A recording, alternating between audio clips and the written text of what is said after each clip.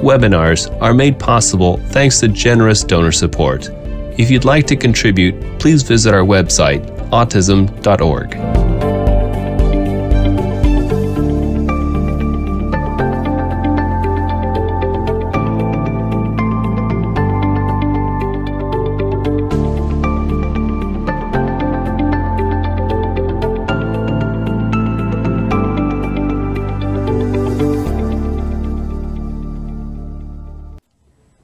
Now, before we get started, I'll introduce our speaker.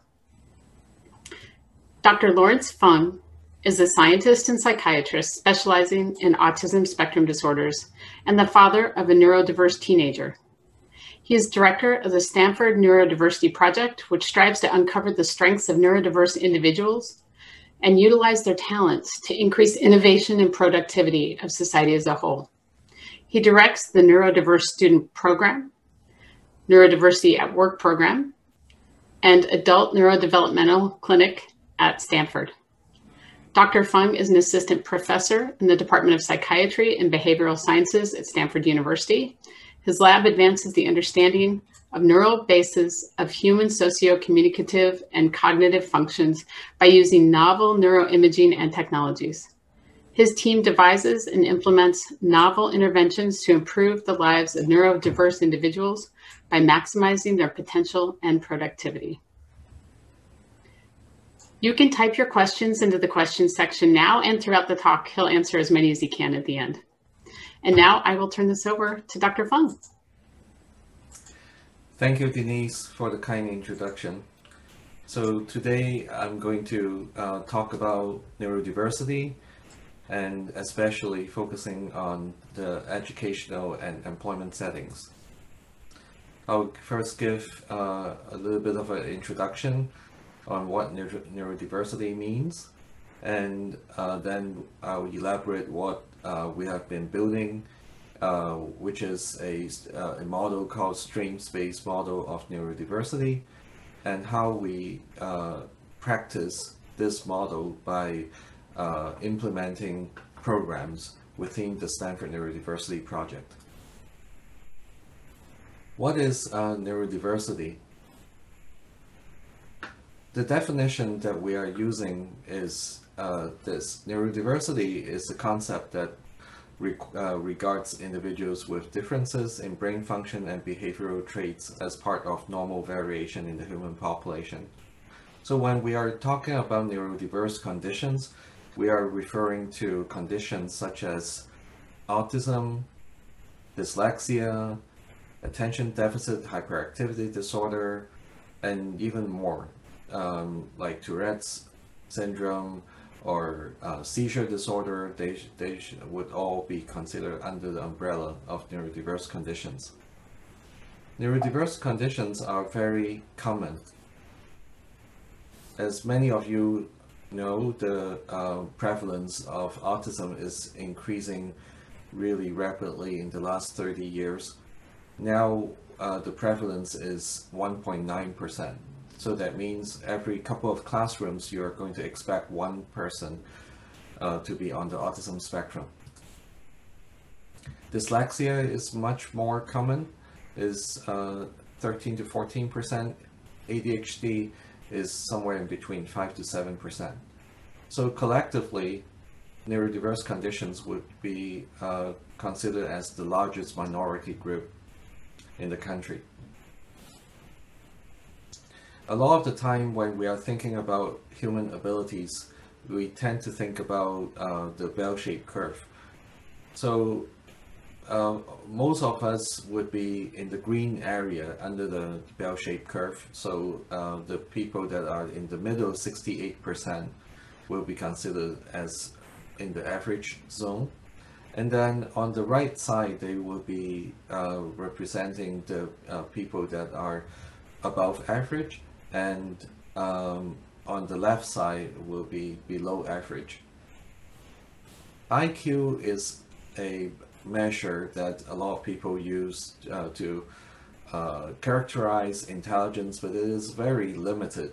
I'll tell you why I say so in a little bit. So for people that have IQ between 85 and 115, they would be considered to be on the average, in the average area.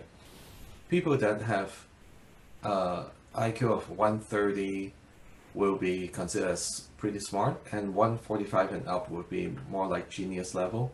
And people that are having an IQ of lower than 70 will be considered to have intellectual disability. I say this is a limited way of assessing abilities because there are many things that are missing. Dr. Howard Gardner at Harvard University had talked about this concept of theory of multiple intelligences for many years now.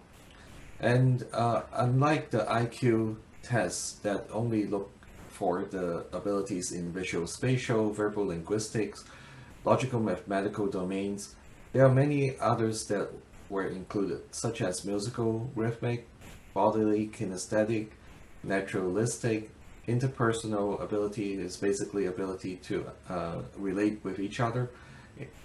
Intrapersonal abilities are the ability to understand self, and existential ability would be to understand more of a big picture, reasons for our presence and the universe's presence and so forth. So to illustrate how we use this multiple intelligence profile, or the theory of multiple intelligence, we can just use Albert Einstein as an example to illustrate how we use this. So what we know about Einstein is that he is probably almost above average in musical abilities. He played the violin. Visual spatial is definitely way up there at the genius level. Verbal linguistic, however, is actually not as high. He actually didn't speak until 4 years old.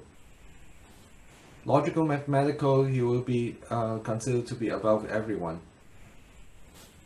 Naturalistic, probably average. And please notice that he actually struggled quite a bit in both intrapersonal and interpersonal domains. Bodily kinesthetic, he's considered average. He at least ride the bicycle. What you can see is that for a genius like Einstein, he's not good at everything. He is really exceptional in some domains, but he also struggled with other domains. So when we remember Einstein, however, we only remember him as someone that is really changing the world for the good, for our understanding of the physical world, and that's how he actually make a difference. So we can also similarly see other people that are on the autism spectrum or have traits of autism, especially for many of these people who were born even before the term autism was used. So like Einstein is here. This is Alan Turing, who arguably is the first person that created the computer. This is Nikola Tesla.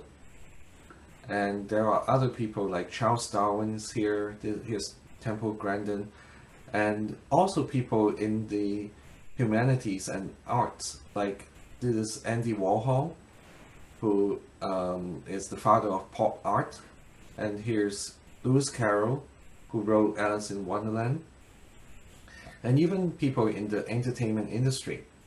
So what I'm telling you here is that people on the spectrum that are remarkable are not only good at like the sciences, the engineering fields. They can also be good in arts and humanities. And basically the common denominator for all of these people is that they are all very passionate about things that they are very much having deep interest in. And in addition to people on the spectrum, here's a list of people that have dyslexia. So we all know Jay Leno, and here's Whoopi Goldberg. This is Sir Jackie Stewart, who is the British Formula One racer, who won more Formula One races than anyone in the world. So he's dyslexic. And here's Dr. Carol Greider, who is a Nobel Prize winner who discovered the enzyme telomerase. And here's Dr. Stuart Udofsky, a prominent psychiatrist. And this is Dallas Toby Cosgrove, who is the president and CEO of the Cleveland Clinic. So when you're looking at this list of people, some of them have to, like the physicians, have to read a lot of books. And you can't imagine that people with dyslexia will be able to become doctors, but they definitely have really worked hard to compensate so much that they are actually going to be able to do things that that actually some other people would think is impossible to do. And here's another list of people that have just yet another neurodiverse condition, ADHD. So this is Simone Biles, who was the American gymnast who won Olympic gold medals and also World Championship gold medals. And here's Michael Phelps, who won more Olympic gold medals than anyone in the world. And this is Will Smith. We all know him as a very successful actor and producer. And this is Karina Smirnoff, who is a Soviet-born American who won Dancing with the Stars in the 13th season. And here's Sir Richard Branson, who is the British business magnate and philanthropist, investor. He founded the Virgin Group and was one of the 100 most influential people in the world in Time magazine in 2004. And this is Howie Mandel, who is a Canadian comedian and television personality. And what all of these people said is that without their ADHD, they are definitely not going to be as successful as they are. ADHD actually shaped them to be very strong at what they are doing. So the bottom line is that neurodiversity can be a competitive advantage.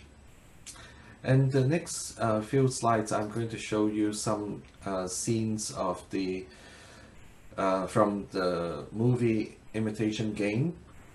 Basically, this is about a story in World War II when Alan Turing, here's Alan Turing, cracked the Enigma, which is the machine that encrypts all the messages the Germans are sending back and forth.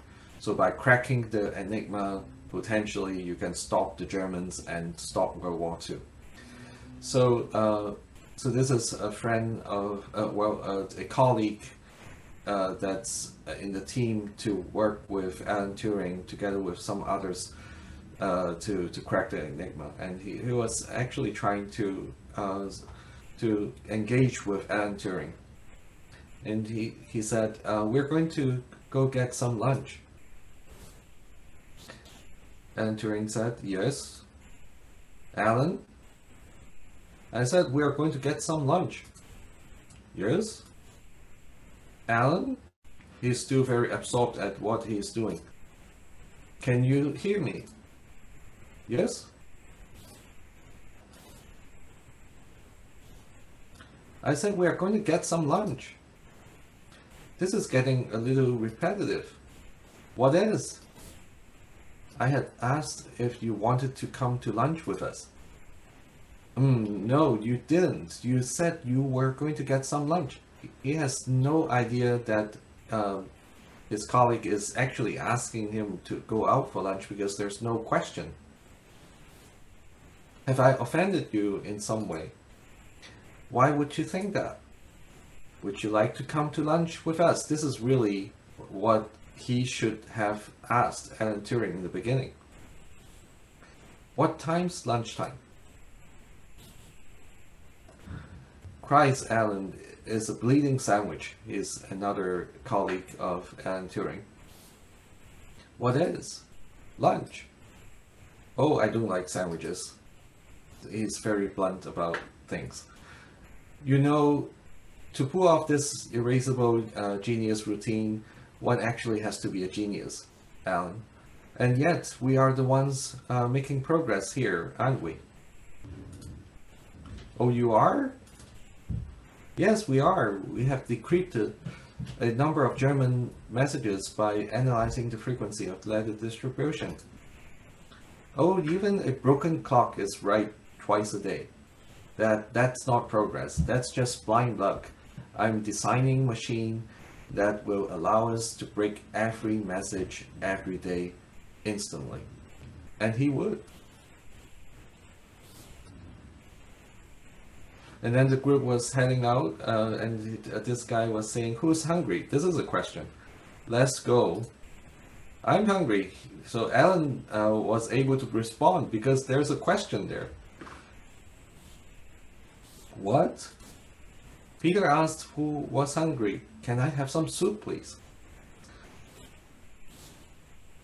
So as you can see in this exchange, Alan is a really brilliant man that arguably he helped stop the World War II. But he has no clue about things socially. So there are common challenges that people that are on the spectrum have, such as perseveration. However, when the consequence is positive, you're going to call it persistence, just like Alan Turing. He persists and tries to figure out how to solve the problem. So it's the same, it's the same characteristic, but it's really dependent on the environment and the consequence. Similarly, people on the spectrum have trouble with seeing big picture. But if the task at hand is really about details, just like debugging a program or something, you want that person to be focused on the details. Seeing big picture will be secondary in that case. So that means the same characteristic, it can be strength. Similarly, field interests, usually that people on the autism spectrum have, but when they like to be spending time on a particular topic, they would go into the depth of the knowledge that will benefit everyone. Perspective taking or taking someone else's perspective is challenging for people on the spectrum, but at the same time they are very concrete and honest. They are not very good at social interactions, but when they have friends, they tend to be the most loyal friends. And in the movie, Alan Turing, initially he upset everyone, but after a while the colleagues understood him, and they even would support him in his work, and they are very loyal to him, and Alan was also very loyal to his friends. Another set of kind of same situation about same characteristic, but it can be challenge and strength at the same time, is in ADHD. So impulsivity is what we see a lot, but it comes with rapid decision making. Hyperactivity comes with high energy. Difficulty focusing on tasks that they are not interested in. But at the same time, when they're interested in something, they would hyper focus on the tasks that would interest them. Distractibility would come with creativity, And in fact, creativity is the most talked about strength in people with ADHD. And also resilience, multitasking, big picture thinking, and cool in crisis. So these characteristics sound like someone that is holding a job of a CEO. Dyslexia, however, is not quite the same. It's not one characteristic with that can be strength and challenge at the same time. The challenges and the strengths are actually two different sets of tasks. So common challenges in dyslexia is reading, writing, and spelling, time awareness, rote memory. Common strengths would be good problem solvers, being creative. They are usually very observant and very good socially. So when we try to remember the strengths of people with dyslexia, we would include material reasoning, interconnected reasoning, and narrative reasoning, and dynamic reasoning, and that's the mind strength.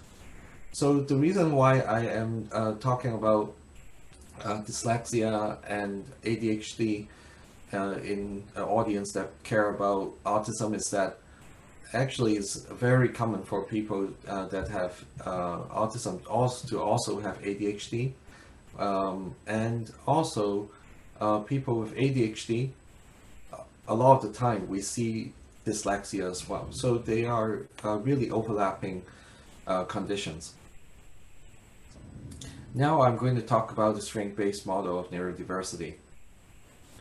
So unlike disability model, which is all about disorder, strength-based model is really about what the person is good at, just like what I was explaining to you. And this is not new. Even in the very beginning, when Leo Kanner in 1943 describing the first 11 cases of children on the autism spectrum, he already talked about their abilities in memory skills and musical abilities.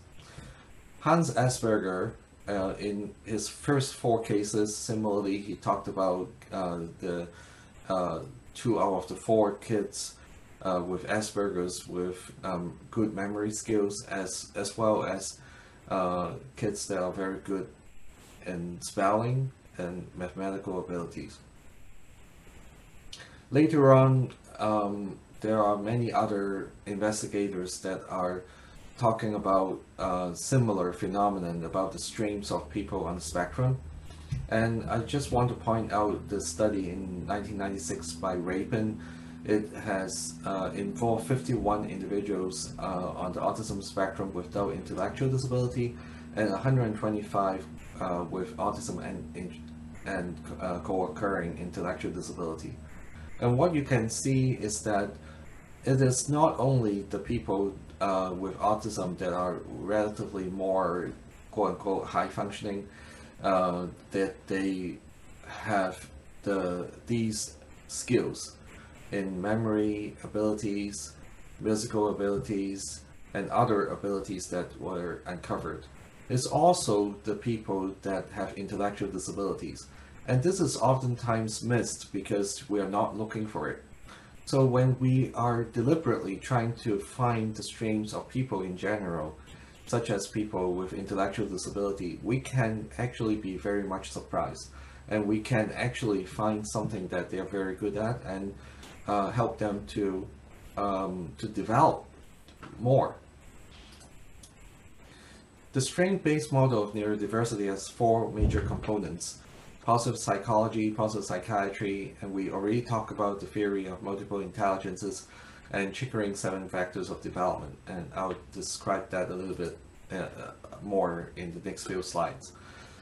We want to focus on making or stating that neurodiverse conditions are really conditions rather than disorders, and we want to acknowledge the challenges instead of deficits. There are challenges, but we don't want to label them as deficits because otherwise we cannot really flip them from challenges to strengths. And we want to apply the strength-based model across the entire spectrum of neurodiverse conditions.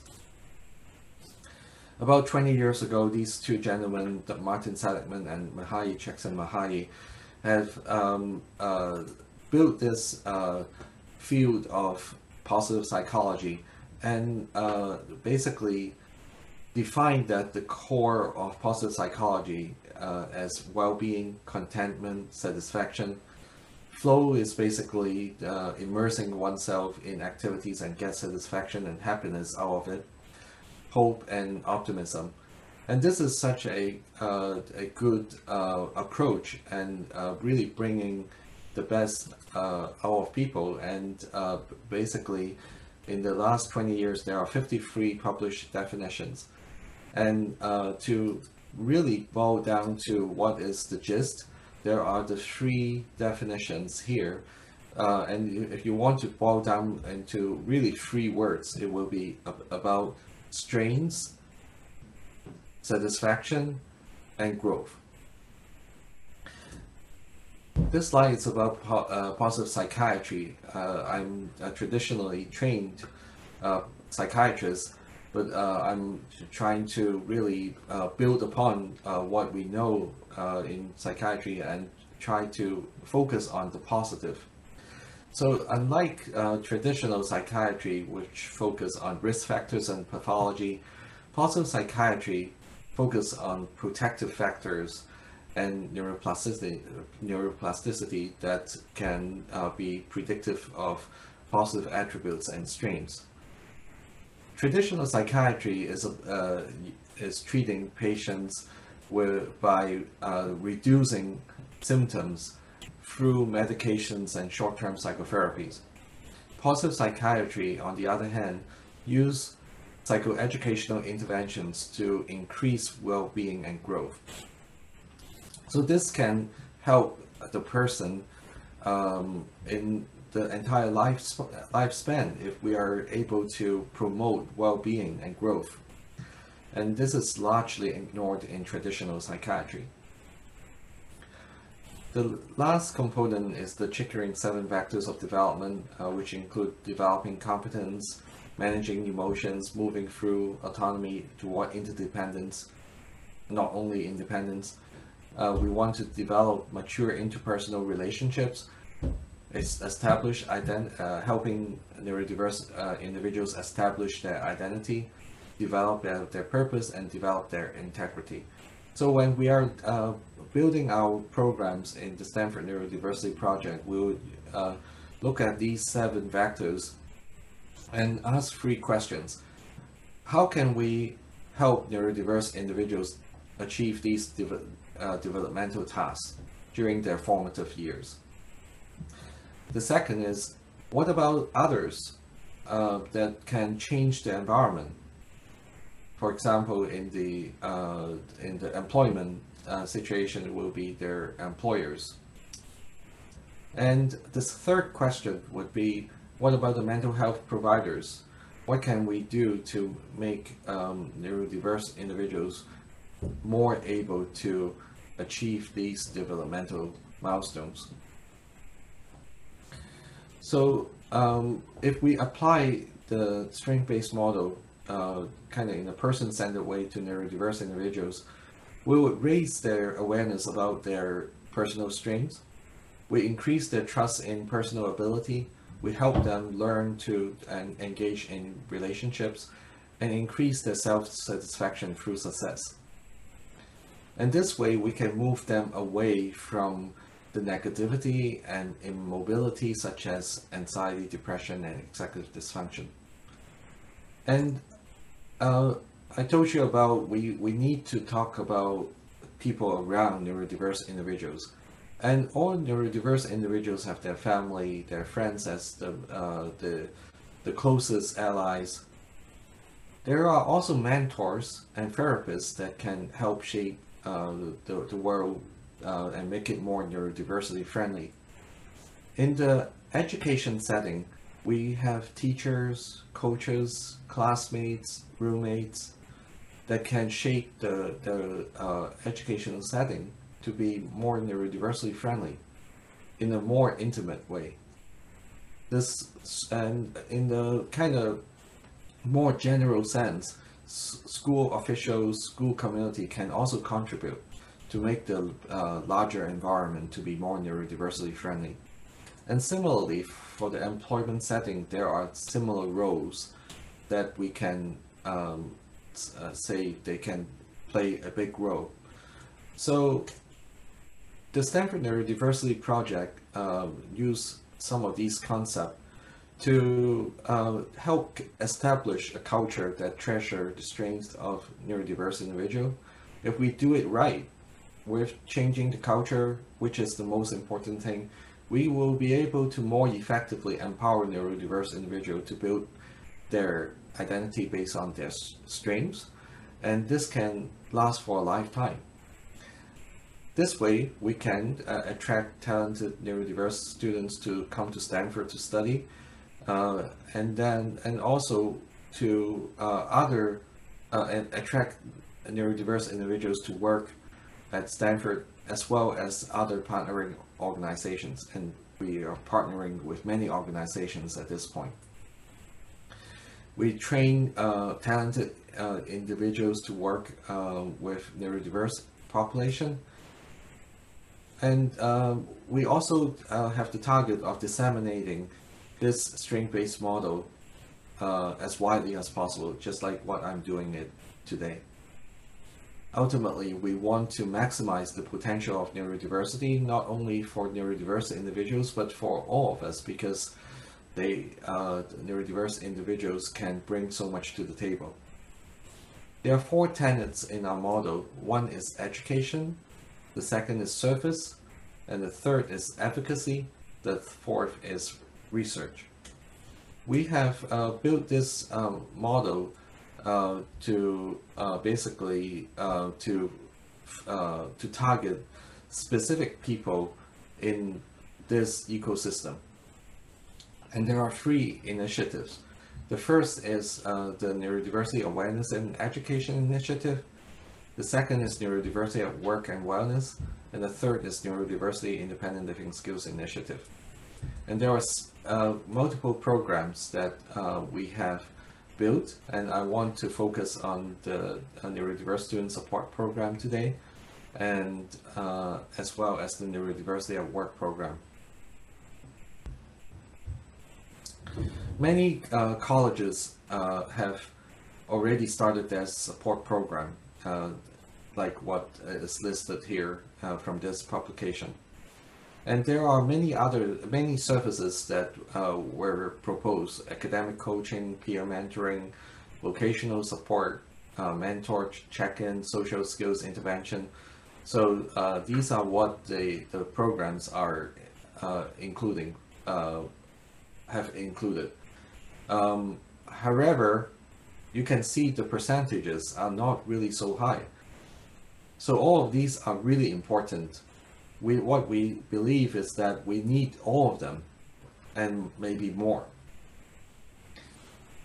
And when in this study, the students are asked about what support services they need. They have talked about academic coaching, they need transition programming, they need tutoring, writing, counseling, mentoring, etc. So with all that pretty much spelled out, we want to cover all bases. So we have included all the different pieces that will be necessary in order to satisfy all the requirements from the students. But we also make sure that we are using the strength-based model in all different programming. We train peer mentors on our philosophy, who are going to be supporting our students on the spectrum or other neurodiverse conditions, on transitioning to college, independent living skills, and we also have the peer mentors help them with social life. We collaborate with the Office of Accessible Education for accommodations. We collaborate with the Schwab Learning Center for learning support, the Career Center for career development support, I also direct the Adult Neurodevelopment Clinic that we collaborate with the Vaden Health Center to support the students for mental health. We also so basically in this program we started 2 years ago, and in the first year we would like to have like 5 students, and we indeed got 5 students that we supported in a very comprehensive way like this. And in this second year, we despite the pandemic, we had 17 students. So the need is more and more, and we know this should be recognized, especially because in the literature, what we know is that in most colleges, the prevalence of autism is between 1 in 50 students and 1 in 150 students. So if we take like somewhere in the middle, 1 in 100, that's going to be several hundred students, even at the Stanford campus as undergraduates, not counting the graduate students.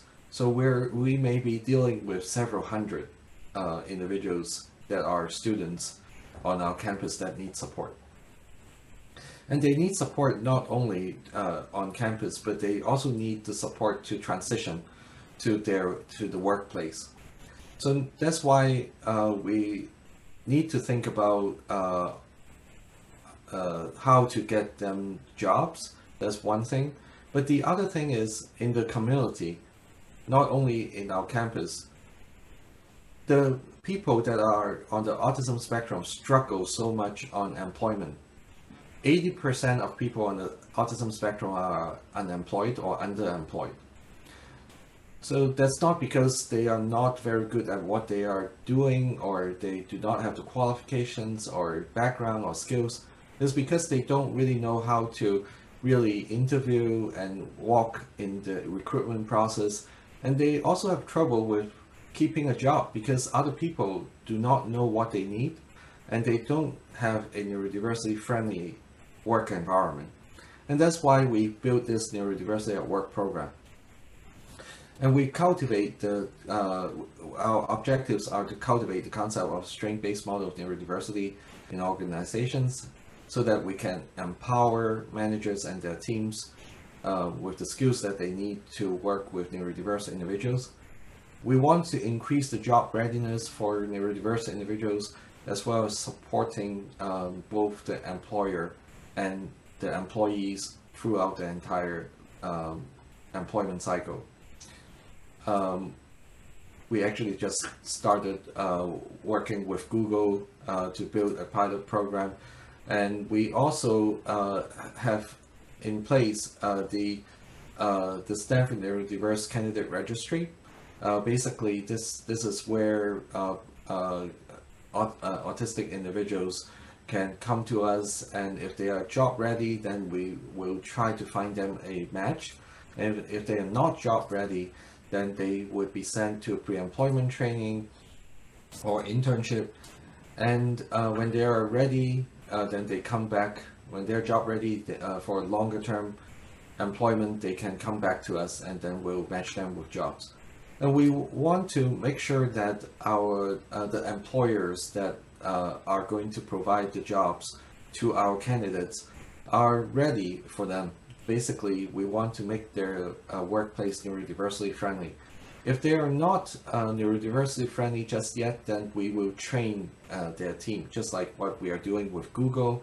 And now we're also working with DPR Construction, as well as a whole bunch of smaller organizations in the Bay Area and beyond. We work with several employers now, even out of state and out of the Bay Area.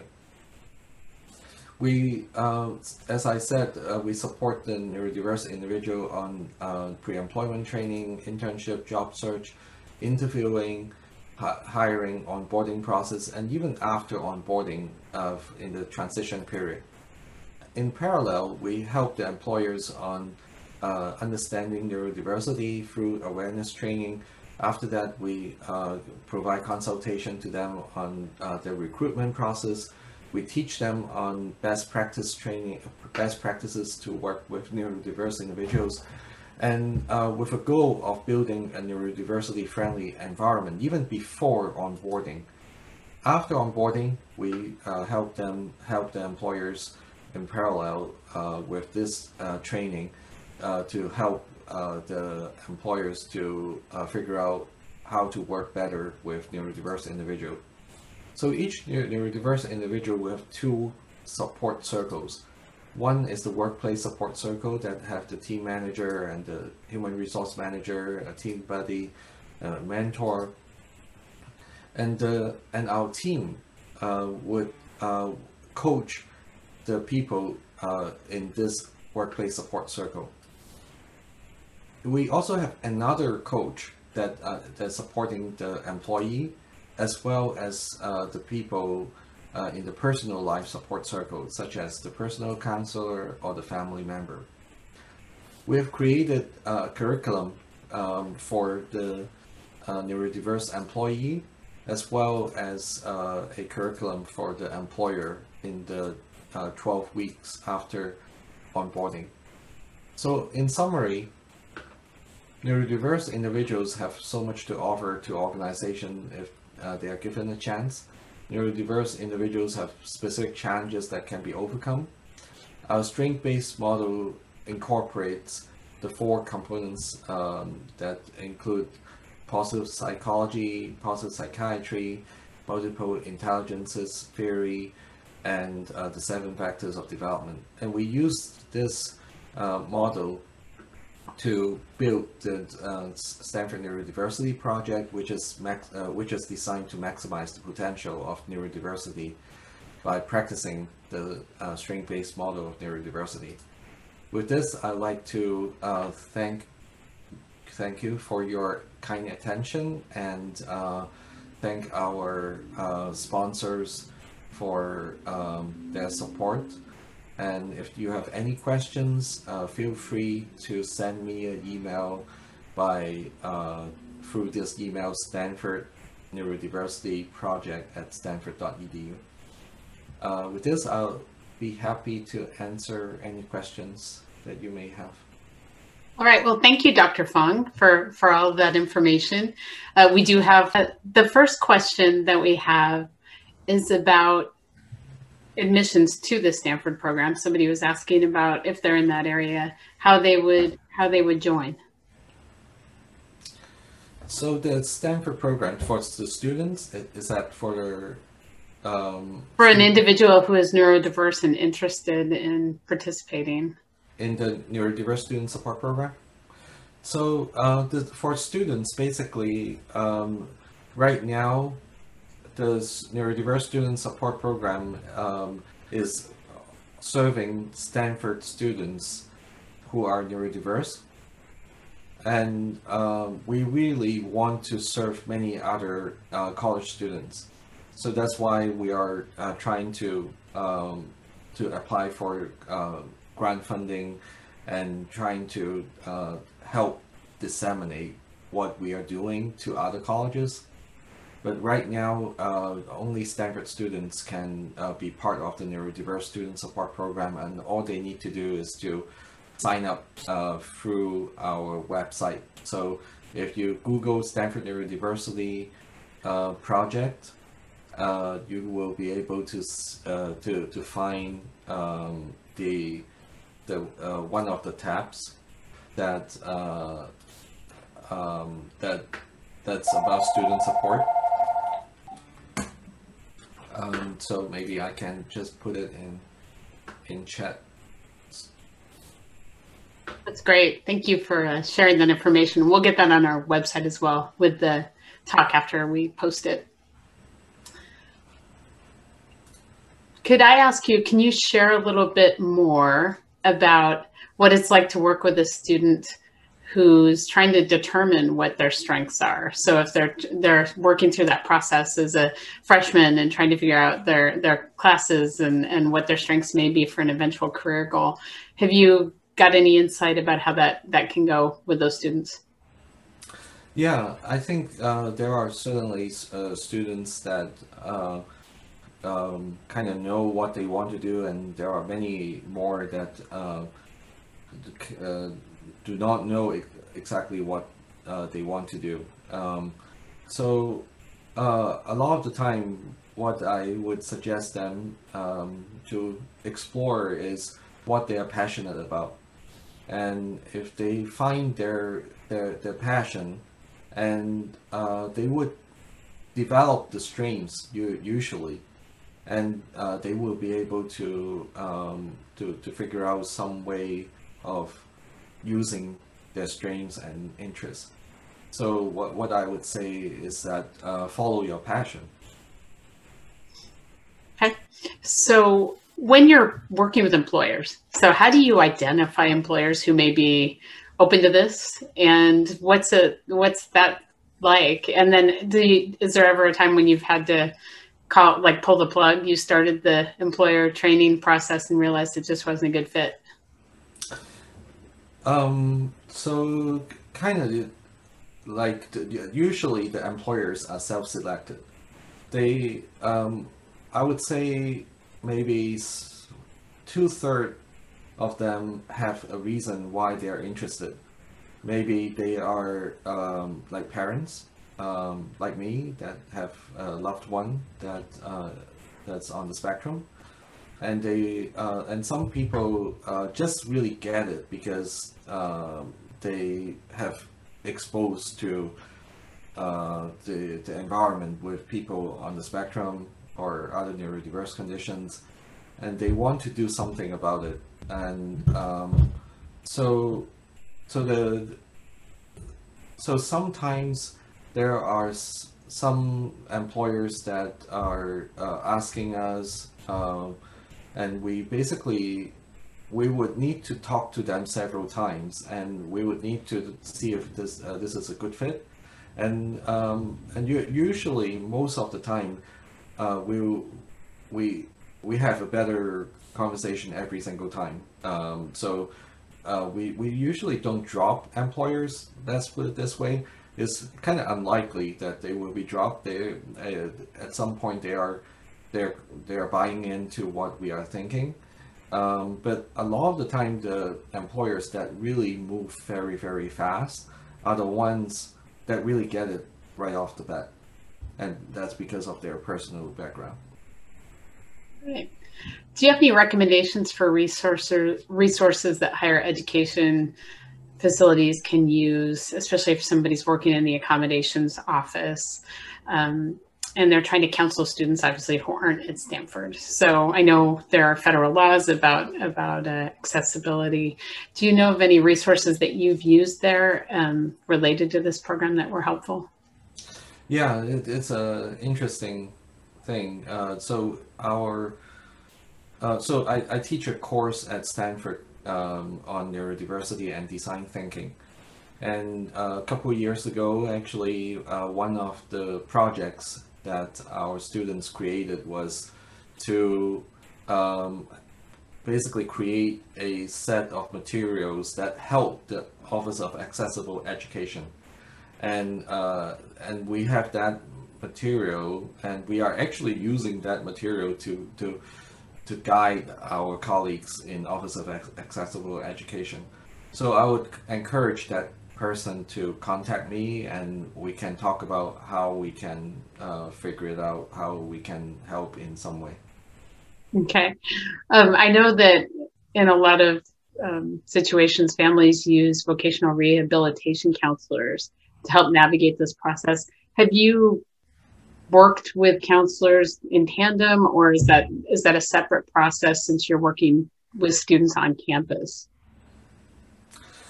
So our group is working with students on campus as well as the adults on the spectrum that's not affiliated with Stanford at all. And many of them are clients of the Department of Rehab. So So some of them, they do have, I mean, some of the clients already have some work that they are doing with their job coaches, with service agencies and so forth. So sometimes we would work in parallel with them. And right now, basically, Department of Rehab is also trying to be working with us and figuring out if we can help some of their clients. So that's kind of like the other kind of additional thing that we are also doing right now. So you touched a little bit on perseveration and talked about how it can be a strength. One of the questions we got was, what do you do if your loved one who you're trying to support has a deep interest, but it's not necessarily something that directly leads to some sort of vocation? So do you have any insight about how you navigate that? So for example, if your loved one was obsessed with, dragons or something like that, how would you help that individual navigate that towards something that can be a productive output? Yeah, so it can be possible that you use the deep interest as something as a starting point to get the person engaged, and then see if there's something that that could be a field that the person will be able to do something about. Like maybe if the person is very much liking dragons, and maybe how about drawing dragons? If the person is very good at drawing dragons really well, then what is the next thing? Maybe that person is actually very good at graphic design. Who knows? So basically, try to see if there is something that is close to it, as like a little bit more useful than just appreciating dragons. Or there's always a strategy that you can think of that's not like immediately useful, but it is more useful. And then over time, it may evolve to something that actually can be used to develop a career. So maybe not dismissing those interests out of hand, but trying to figure out where they may lead. Yeah. Mm-hmm. All right. So this person, I'm not sure I am going to ask this quite correctly, but I will try.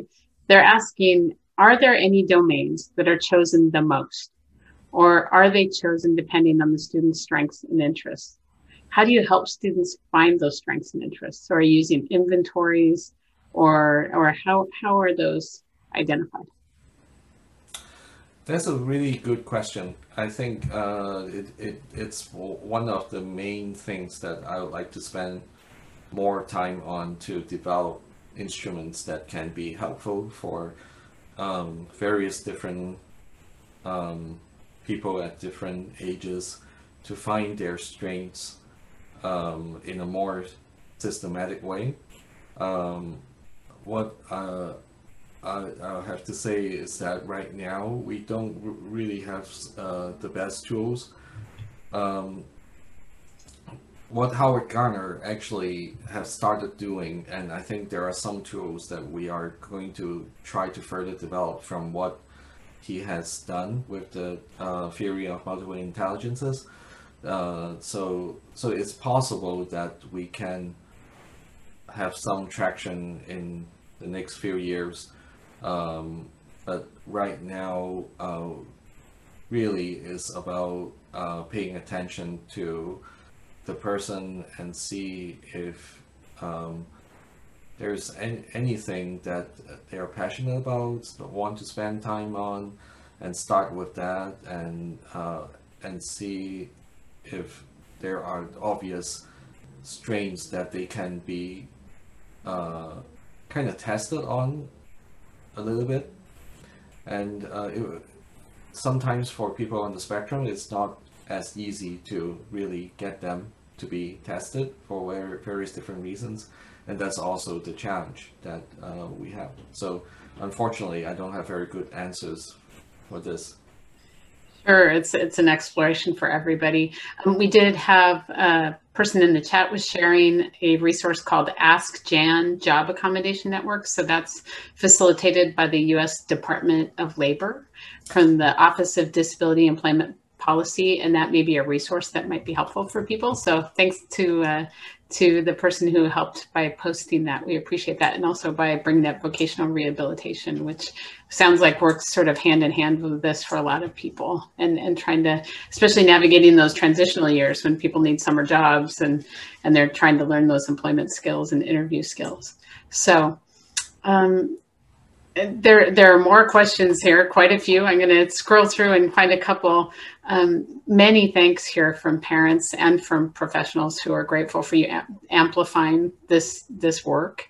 And this is coming from people in other countries saying, you know, thank you so much for bringing this to the attention of people. A lot of us read a lot about when our children are young, there are a lot more resources, or at least there's more understanding about the necessity and urgency. But as our kids transition to the adulthood, it does seem like there's a bit of a cliff. So having parents and professionals addressing these issues are so very important.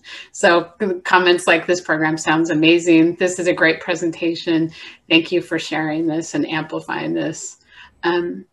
One question that we did get several times was just about how that goes those early days. Once you find an employer who's interested in that ongoing training, what's it like for individuals as they start in that new job and take those first steps? Well, I think the employees are just very happy that they get the job.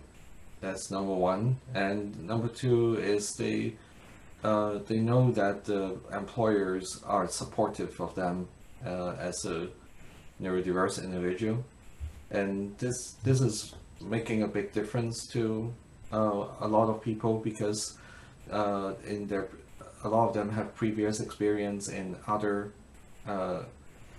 with other employers that don't really know what they need, and may not really care as much of what exactly they need, and all of a sudden they can actually have the accommodations even before they start, and they're just generally like really excited about their opportunities, and there's less anxiety going into the new job. So I think this approach is showing some early good signs of success. All right, well, we're almost out of time, but there's one more question that I think may be relevant to you and I both as parents. They're asking about how parents are involved in this program. Do you teach them how to support their loved ones in finding their strengths, or is this really more of a self-directed program for the individual students? So that's a really great question, and actually I was just speaking with another parent who was leading another parent group, and we are actually going to be trying to start a conversation on how we involve parents. Our group have been trying to be as inclusive as possible, and for different groups, I think the parent group is a really key group for many people on the spectrum. Parents are really still in their lives so much. So we are trying to figure out how we can do this in the most productive and effective way. So send us an email if you are interested in participating in the Stanford Neurodiversity Project. You can send, if you are interested in the special interest group, you can sign up. I will put it in the chat, and then we will tell you about our developments. Every month we have a talk usually is on the third Monday of the month at 4 Pacific time.